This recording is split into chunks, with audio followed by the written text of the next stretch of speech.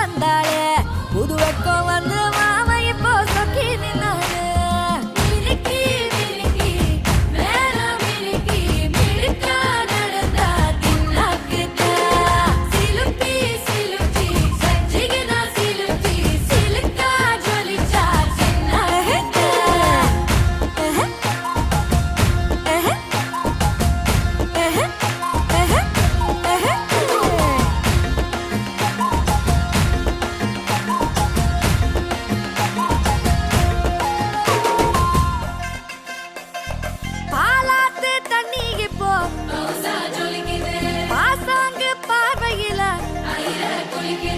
காத்தோட்டம் பண்ணுற மாமா கலப்பா நெளியுது